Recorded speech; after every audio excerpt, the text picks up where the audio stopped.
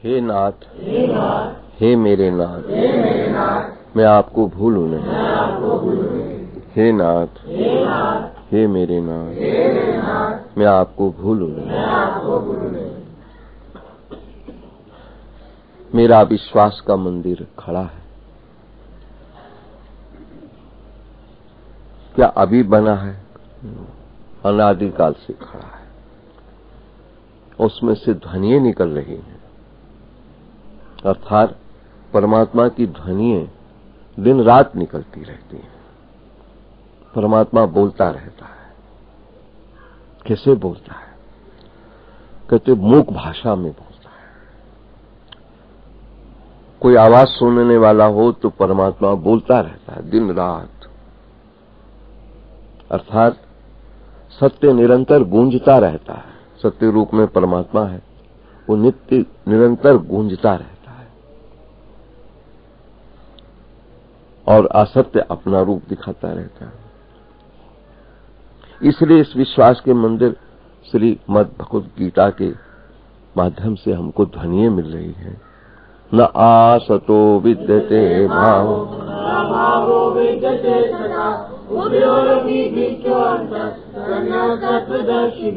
हे अर्जुन, असत का तो कोई अस्तित्व ही नहीं है।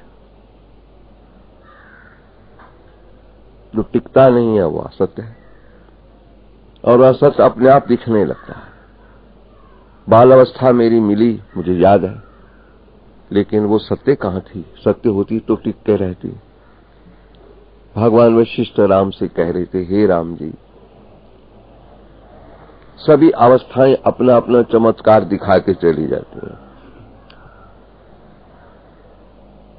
सभी अवस्थाएं अपना चमत्कार दिखा के चली। बाल अवस्था का अपना चमत्कार होता है खेल कूद, जवानी का चमत्कार होता है तरुणी, तरुणस्तावत तरुणी रखता। वृद्धावस्था का चमत्कार होता है चिंता मग्न। ये सारी अवस्थाएं अपना चमत्कार दिखाती हैं। विद्युत चलंकिं धन यौवनायुर। बादलों में जैसे बिजली चमक चमक करके विलुप्त हो जाती है, ऐसे ही दिखती जरूर है, लेकिन देखते ही देखते विलुप्त हो जाती है। सुंदर से सुंदर रूप आप 10 साल के बाद देखो तो उसका रूप तो अलग है, कुरूपता में परिणत है। एक सा रूप नहीं मिल रहा है, एक सी आंख नहीं मिल रही, एक से कान नहीं मिल रहे महाराज। परिवर्तन निरंतर गूंजता रहता है हमारा, और ये परिवर्तन ही इस तथ्य का द्योतक है कि ये सत्य नहीं हो सकता है। रस्सी में हमको सांप का आभास हुआ, लेकिन जब रस्सी समझ में आई तो सांप कहां भाग गया? था ही नहीं। इस प्रकार वो जो चेतन तत्व जिसकी समझ में आया है, तो फिर ये जो अंतवंत है, अंतवंत इमे देहा,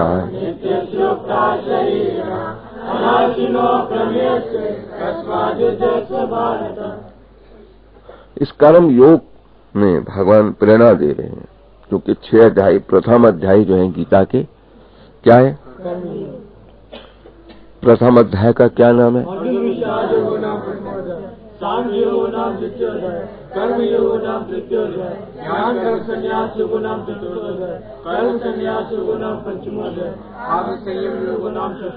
ये योग शब्द जो है सभी अध्याय के अंत में हमको मिल रहा है। योग हमारा कर्म ही योग बन जाए, ये प्रेरणा हमको 6 अध्याय दे रहा है। युद्ध की तो प्रेरणा दी जा रही है और भजन के लिए कहा जा रहा है, तस्मात् सर्वेषु कालेषु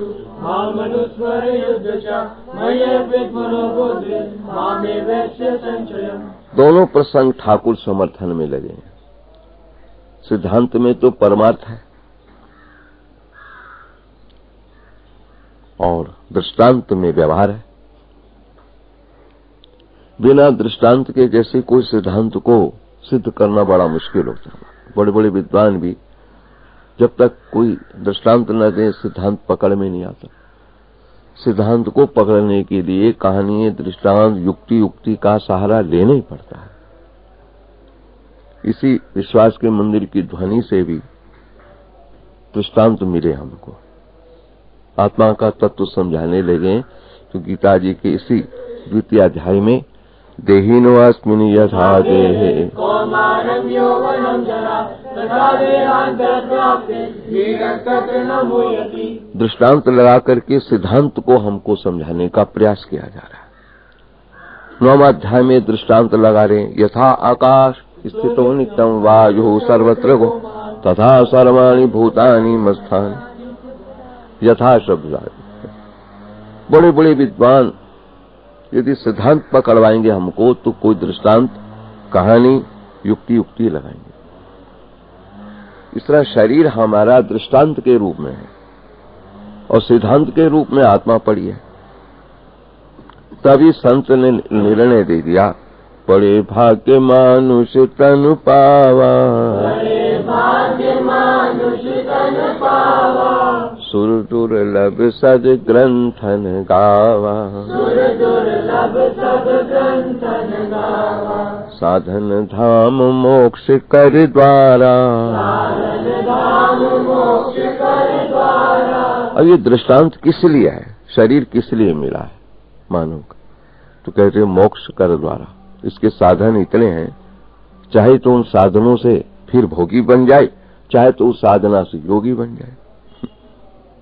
मानव की शक्ति दोनों तरफ काम कर रही है। आप चाहो तो भोगी बनो, आप चाहो तो योगी बनो, तुम्हारी चॉइस पर पड़ा है प्रसंग सारा। बताओ, ये ऐसा सेंटर मिला है तुमको, चाहो तो फिर 83,99,999 योनि में चलो, खूब भोगो, हर जगह पत्नी है, हर जगह बच्चे, थक जाओ, फिर यहाँ पर तुमको भगवान फिर कहेगा अब थक गए हो, अब तुम करो या कर्म योग में आ जाओ। थक करके तुमको फिर चांस मिलता है।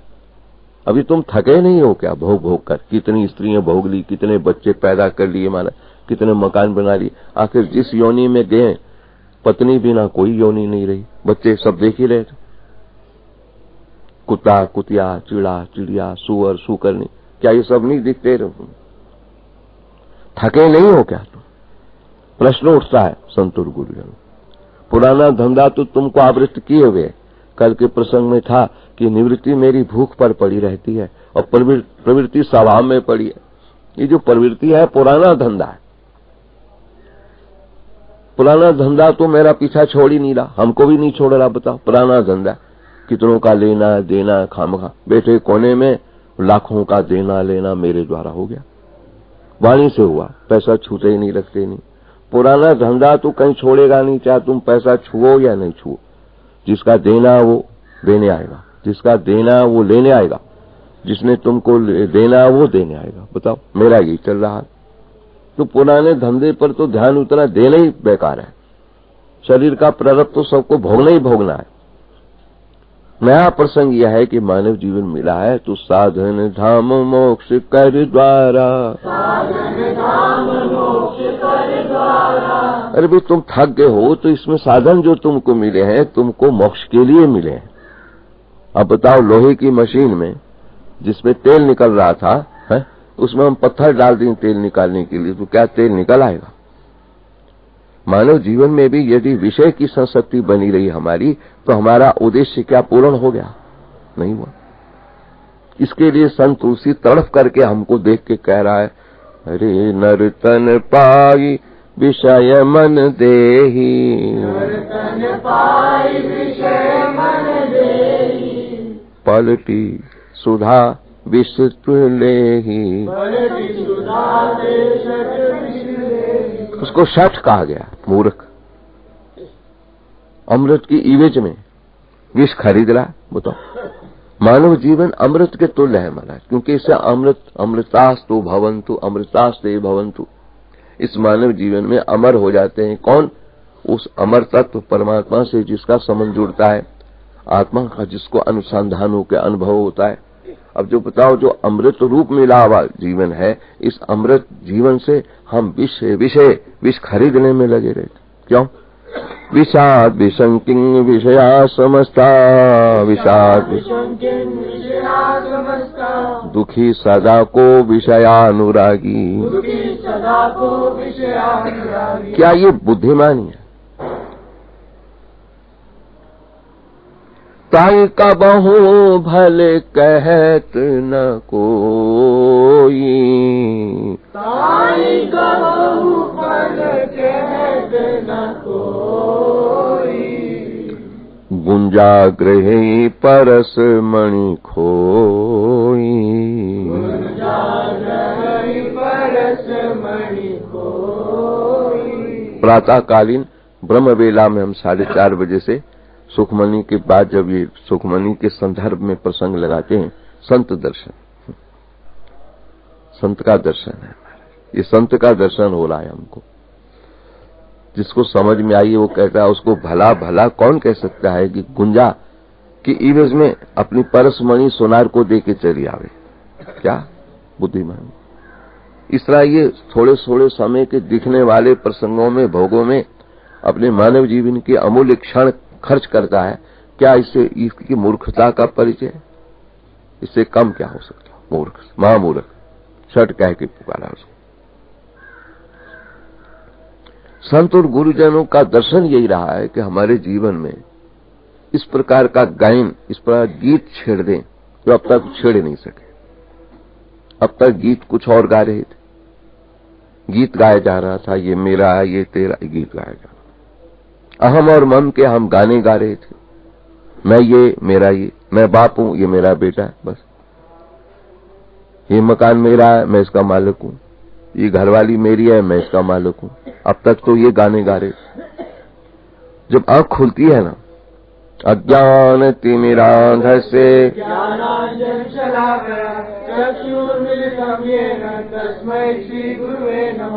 उस गुरु को प्रणाम करें हम, जिन्होंने आंखों में एक ऐसा अंजन डाला, हमारा कैसा अंजन दिया है अर्जुन की आंखों में। दिव्यम ददामि ते चक्षु, उसके बाद अर्जुन ने कैसा विराट का दर्शन किया है। भाग्यशाली हैं वो लोग जिनको सद्गुरु और संत मिला और उसने आंखों में एक ऐसा अंजन डाला जिससे जीवन का यथार्थ उद्घाटन हो गया। आप लोग भाग्यशाली हैं, प्रातः काल उठ के चले आते हैं। हमने समय अपना ऐसा रखा कि कोई आ ही नहीं सके, कौन शैया छोड़े, लेकिन कुछ न कुछ छुआ है। शराब के ठेके में शराबी को मुंह लगी शराब तो छूटता नहीं, भंगोड़ी को भांग मिलती है, जहां भांग मुंह लगी है तो छूटती नहीं, सिगरेट पीने वाले को सिगरेट मुंह लगा दो तो छूटेगी नहीं। ऐसे ही इधर भी जिसको थोड़ा स्पर्श कर गया है तो फिर उसकी प्रगति होती है, क्योंकि आत्मा की भूख तो निवृत्ति सबकी है ही। भले स्वभाव में प्रवृत्ति पड़ी है, लेकिन भीतर तो भूख सबकी रहती है, निवृत्ति। एक्सपोज कोई कहता है मेरा विवाह हो जाए, लड़का लड़की विवाह हो जाता है, फिर सोचते हैं बच्चा हो जाए, चलो हो गया, फिर एक से काम नहीं, कहीं ये मर गया, एक दो और होने चाहिए, मतलब अपने आप कल्पना करने लगते हैं। उस संकल्प पर सारा संसार बन जाता है। देखते ही देखते फिर अंत में महात्माओं के पास हमारे पास आते हैं, बाबा हमको निवृत्त करा दो, लड़की ब्याह दो हमारी, लड़का वो कर दो। अब फिर वहीं फिर निवृत्ति मांग रहे हैं। बताओ, प्रवृत्ति में जाकर फिर हाथ जोड़ के निवृत्ति मांग रहे हैं भगवान के आगे खड़े, भगवान अब हमको निवृत्त कर दो, हम आपका भजन कर सकें। अब ये सब सामने दिखाई दे रहे, भजन कहां से करेंगे हम? बताओ। प्रवृत्ति स्वभाव में भूख में आई, लेकिन निष्कर्ष पर मिला तो फिर निवृत्ति तड़प मिली, भूख में मिली तड़प निवृत्ति। और प्रवृत्ति ऐसी स्वभाव में पड़ी थी, बाल बच्चे हो जाए, ये हो जाए, पढ़ाओ लिखाओ करो, लेकिन अंत में फिर प्रार्थना करते हैं भगवान कब हम निवृत्त होंगे इनसे। अब निवृत्ति की भूख लग रही है, निवृत्त कब होंगे? वो भूख अंदर दबी हुई थी, लेकिन जब उन्होंने अनुभव किया तो उन्होंने कहा तो निवृत्त होना ही ठीक है। ये सबका अनुभव है, मैं जो कह रहा हूं ये सबका अनुभव है, सबके भीतर रहती है निवृत्ति की। खाई और रोटी, और महाराज एक दिन लेटरिन आए, भूख नहीं लगती, लगता है कि निवृत्ति होने के बाद ही कुछ खा पाएंगे, ढंग आएगा उसका। हमने श्वास ली, ताजी हवा तब आएगी जब हम भीतर की गंदी हवा छोड़ देंगे अंदर से।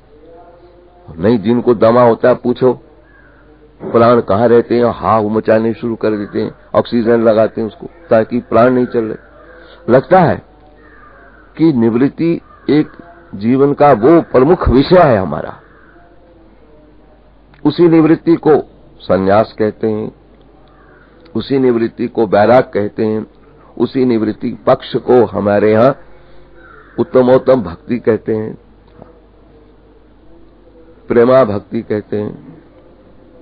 कितने भी स्वभाव की प्रवृत्ति में हम घूम लें, लेकिन फिर भीतर भूख है, निवृत्त कैसे होंगे। हमने बड़े बड़े अरबपति देखे, महाराज रोते हैं, बाबा हमको निवृत्त करवा दो, वहां फैक्ट्री है, वहां मिल है, यह है, अब हमको निवृत्त करवा दो। उस दिन एक आए, भाई मेरी इच्छा है दोनों फैक्ट्रियां बिक जाएं, कम से कम शांति तो हो जाए, अब हमारे को निवृत्त करवा दो।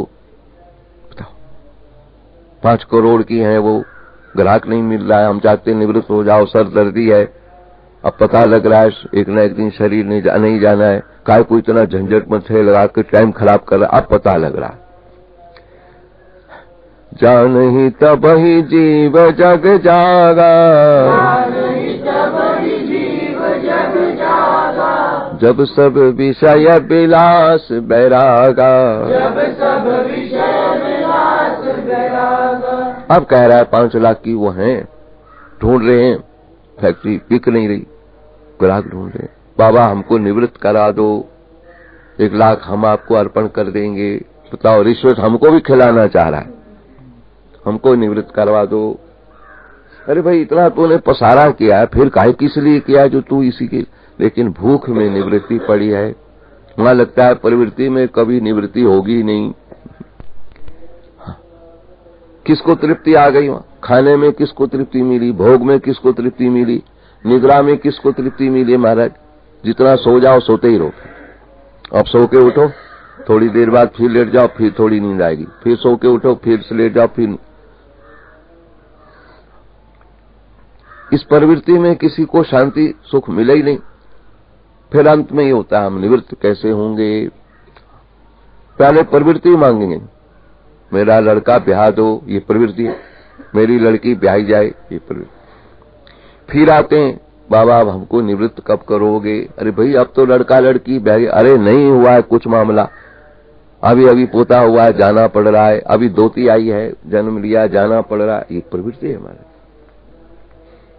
हम निवृत्त कब होंगे, हमारा भजन कब कैसे बनेगा। बताओ, भूख पहले प्रवृत्ति सभा में पड़ी थी, जोश में आके हम प्रवृत्त हो गए, लेकिन अब समझ में आई, आंख खोली तो लगा निवृत्त कैसे हो जाएं।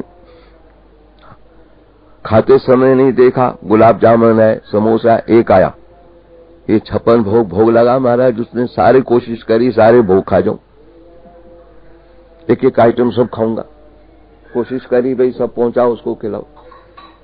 सवेरे कहता बाबा निवृत्त कैसे होंगे, पेट ही नहीं साफ हो रहा, निवृत्त कैसे होंगे। अब देख तो लिया गुलाब जामुन वगैरह, तो मन चला, खाया, लेकिन अब कहता हम निवृत्त कैसे होंगे। खाया हुआ फिर खुद को परेशान कर रहा, संसार का भोगा हुआ स्वयं को परेशान करता है हमारा।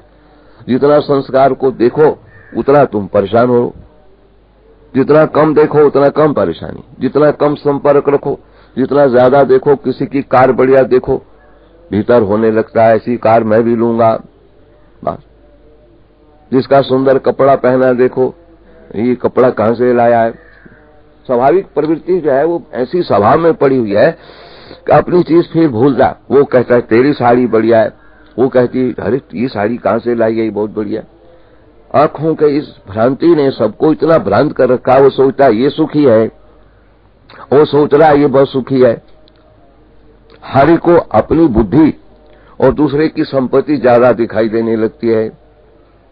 फिर और मजे की बात है, अपना दुख इतना दुखी नहीं कर रहा है, पड़ोसी सुखी हो गया है, उसके लिए उसको बड़ा दुख है। ही क्यों नहीं दुखी बताओ।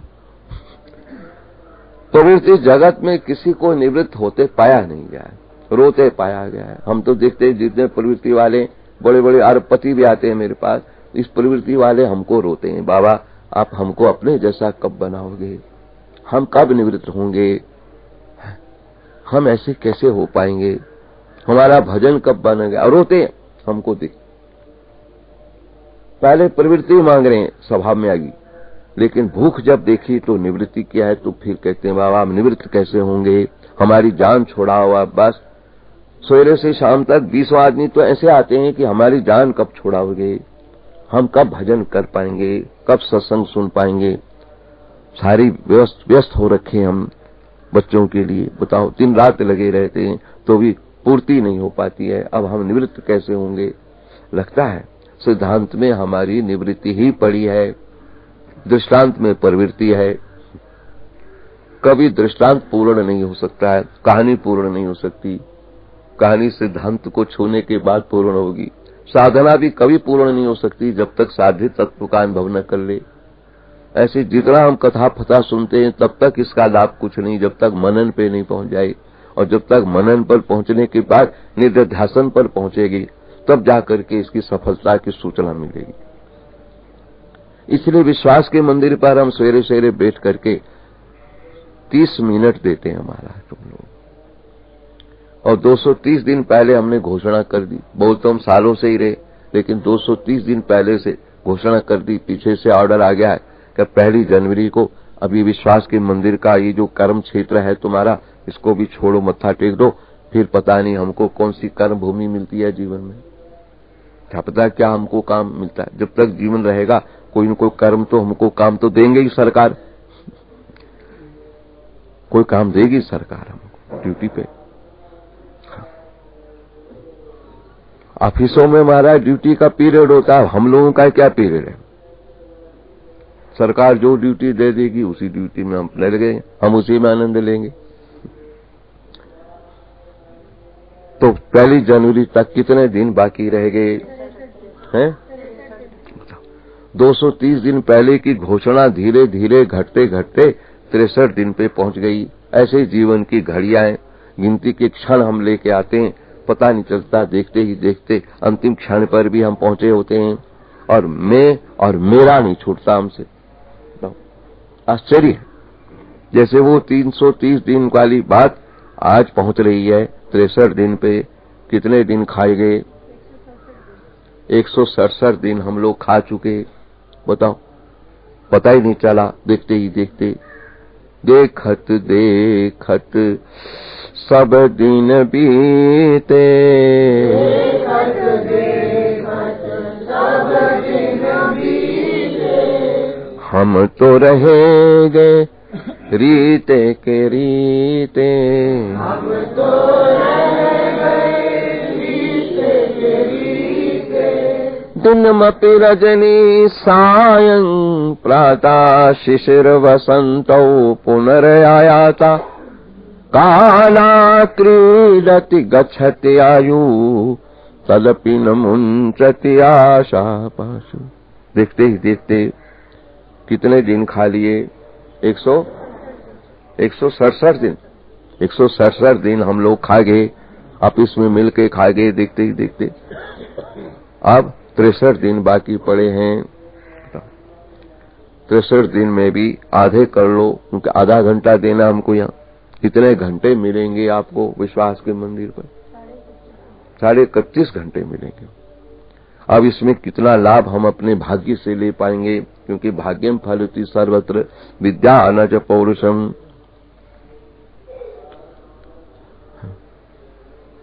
सकल पदार्थ हैं जग माही, सकल पदार्थ हैं जग माही, कर्महीन नर पावत नाही, कर्महीन नर पावत नाही। किसी को संपत्ति कितनी मिल जाए, उसके भाग्य में संपत्ति का सुख नहीं है तो नहीं ले पाएगा। किसको कितनी बड़ी बिल्डिंग मिल जाए, उसके भाग्य में उसका सुख नहीं है, नींद नहीं है, नहीं ले पाएगा। उसका कर्म उसको नींद नहीं आने दे रहा। कितनी अच्छी सयोग्या पत्नी मिल जाए, पति मिल जाए सुंदर, लेकिन जीवन में उसका सुख नहीं मिलना है कर्म के द्वारा तो मिलेगा ही नहीं। कितना अच्छा संत और सद्गुरु जीवन में मिल जाए और हमारा कर्म साथ ना दे तो मुझसे पूरा लाभ ले ही नहीं पाएंगे। बताओ 31.5 घंटे रह गए आपको हमारे द्वारा विश्वास के मंदिर पर, अब इसमें कितना लाभ तुम ले पाते हो ये तुम्हारे कर्म का फल है। कितना ले पाओगे वो तुम्हारे ऊपर पड़ा, तुम्हारी बुद्धि की कुशलता का परिचय है। कितना लाभ ले लेते हो, कितना ले पाए, कितना नहीं ले पाए तो कितना बचा हुआ समय है उसमें कितना ले पाते हो। कल नहीं तो आज मैं भी कह दिया अब काल करे सो आज कल, काल करे सो आज कल, आज करे सो अब, आज करे सो अब, पल में प्रलय होएगी, पल में प्रलय होएगी, बहुरी करोगे कब, बहुरी करोगे कब। अरे भाई जीवन में एक क्षण महाप्रलय का पड़ा हुआ। एक तो वो महाप्रलय थी किसने देखी थी? मार्कंडी ऋषि ने, जो सबसे बड़ी आयु मार्कंडी की थी। और एक महाप्रलय जीवन के क्षण में हमारी आपकी सबकी पड़ी रहती है। जिसकी आंख बंद हो जाए उसके लिए तो महाप्रलय हो ही गई। हम तुम ये सब वहां कहां चला गया महाप्रलय। आंख बंद होने के बाद ये सारा मेरा किस काम का है, मैं कहीं हूं ये कहां है, किस काम का है, तो महाप्रलय नहीं तो और क्या, जिसको महाप्रयाण कहकर कहा गया। उस महाप्रलय के दृश्य को सामने रखते हुए, अर्थात जीवन का निष्कर्ष मृत्यु है, जीवन का दूसरा नाम मृत्यु है, उसको अपने सामने रखो तो महाप्रलय याद आने लगती है। सब कुछ होने पर भी, आंख बंद होने पर मेरे किसी काम का नहीं रहेगा। ये एक क्षण ऐसा पड़ा है, सब कुछ करने पर भी मेरे काम का एक क्षण, एक चीज भी मेरे काम आने वाली नहीं होगी। इतना ही नहीं, प्रातः काल हम कह रहे थे जब तक प्राण है तब तक ये शुद्ध माना जाता है। जिसका प्राण निकल जाए तो इतना अशुद्ध उसको मान लेते हैं कि कोई उसको छू के ले भी जाए ना शमशान, नहाता है, जूठा हो गया। बताओ, इतना ही नहीं, जहां वो मरा वहां भी धो रहे हैं, जूठा हो गया, उसके कपड़े फपड़े सब फेंक रहे हैं, जमींदार को दे रहे हैं, महापुरोहित को दे रहे हैं, ले जाओ भाई, जूठे हो गए। अब बताओ क्या हो गया जूठा। जब तक प्राण है तब तक सुच्चा है, ये प्राण रूप में परमात्मा है। प्राणो ये सर्वभूतेर विभाति, विजानन विद्वान भवति नातिवादी, आत्मरति आत्मकृत। ये कठोपनिषद बोल रही है हमारे। जब तक प्राण है तब तक शुद्ध बना हुआ है। बताओ, एक मुर्दा भी जब तक बर्फ रखी रहे तब तक दुर्गंध नहीं आएगी। आजकल तो फ्रिज भी सामान को, मुर्दों को संभाल के रखती है। आटा रात का बचा है, फ्रिज में रखो, सवेरे वही मुर्दा खाएंगे, क्योंकि असली रूप तो उसका जितनी पीरियड है उतने में मुर्दा हो ही गया। हर एक चीज का अपना अवसर है, चाहे फल है, चाहे कोई चीज, सब्जी फाब्जी अपने समय की होती है। रात की सब्जी सवेरे खाने से मानो मुर्दा ही खा रहे हैं उसका, क्योंकि एक रात कटने के बाद सब्जी का वो बल नहीं है, वो आटे का बल नहीं है, दाल का बल नहीं है। पर जैसे बर्फ रखने पर मुर्दे से दुर्गंध नहीं आती, ऐसे फ्रिज में ये बचा हुआ सामान रखने पर उसमें दुर्गंध नहीं आती। यही तो होता है। आजकल विज्ञान सबको मुर्दे खिला रही है। अब जो मुर्दे खिला रही है तो सबके दिमाग भी मुर्दों की तरह हुए पड़े हैं। जीवंत दिमाग नहीं मिल रहे, हमारे चेतन दिमाग नहीं मिल रहे। कि मानव जीवन मिला है तो किस लिए क्यों मिला हमारा? क्योंकि मुर्दे खाने में सब लग रखे। अब मुर्दे खाने वालों का दिमाग कैसा होगा हमारा? रात का बचा हुआ सामान, हमारे यहाँ रात गुजरने पर सामान को बासी मानते हैं, और उसको खाने से हमारा रजोगुण तमोगुण की उत्पत्ति होती है।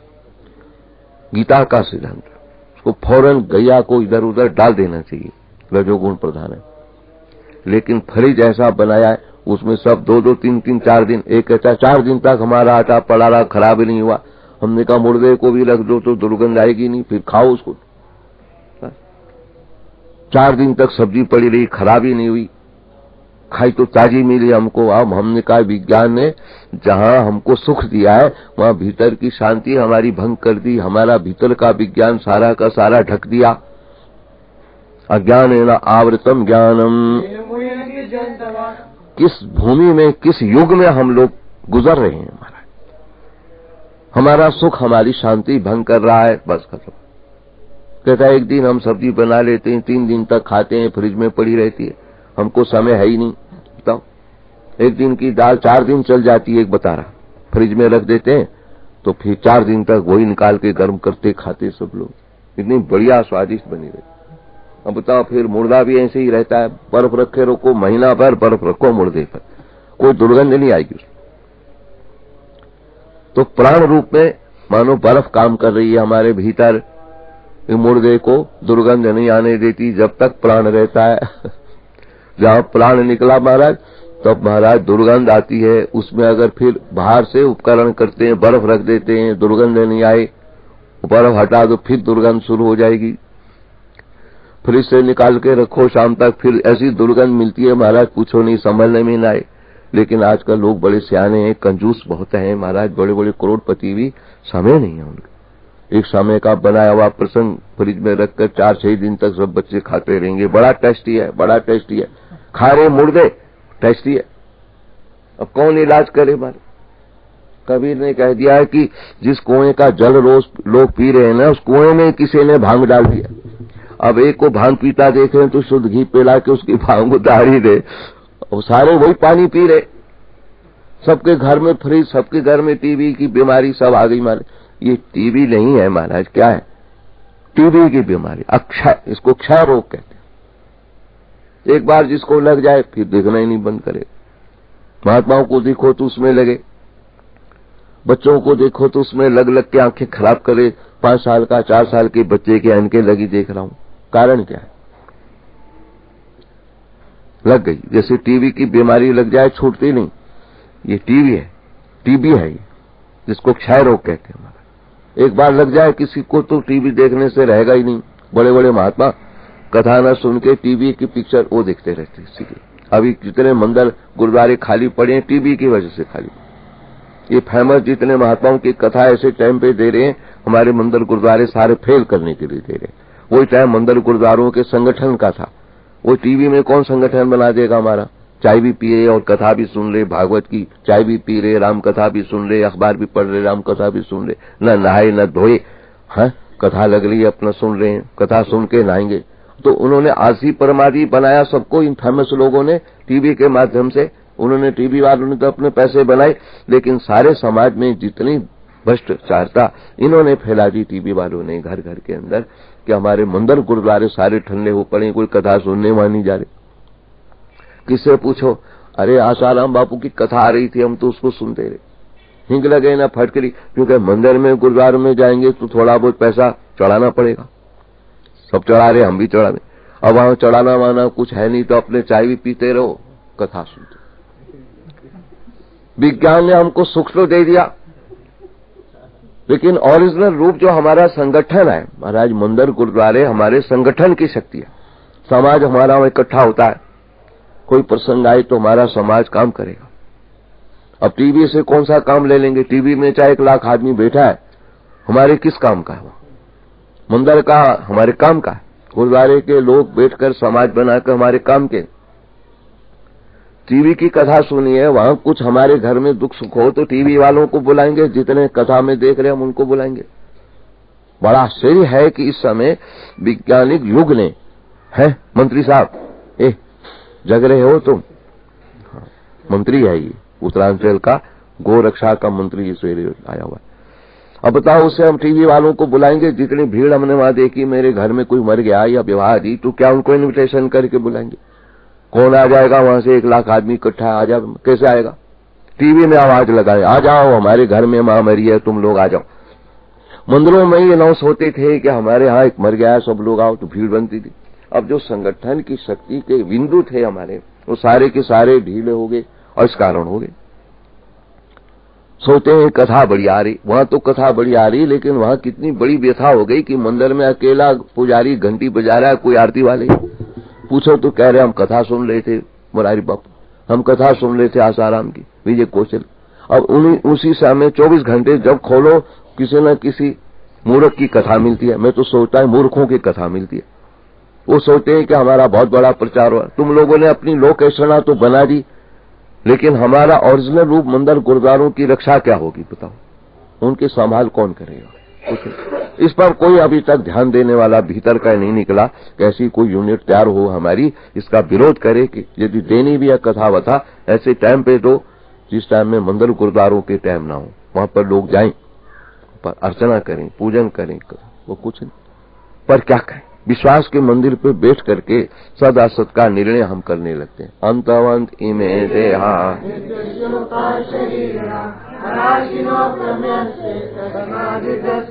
कि जितने दिख रहे हैं ये आद और अंत वाले हैं, नित्य शाश्वत तो आत्मा है। इसलिए ओरिजिनल रूप टीवी में हमको नहीं मिल रहा है। कहाँ है ओरिजिनल मिलेगा? हर प्रसंग को समझते हुए हम लोगों ने सावधान होना है। इस विश्वास के मंदिर पर बैठ करके केवल भगवान की वाणी सुन सुन करके हमने अपनी विश्लेषणा जीवन में करनी है कि कौन सा प्रसंग हमको फॉलो करना है, किसको ग्रहण करना है, किसका त्याग करना है। समय हो गया, 5 मिनट हमने ज्यादा ले लिए। उस अधिक समय लेने के लिए हम आपके सबके क्षमा प्रार्थी हैं। थोड़े दिन बाद आपको कष्ट नहीं दें। ओम गीता शास्त्रमिदं पुण्यम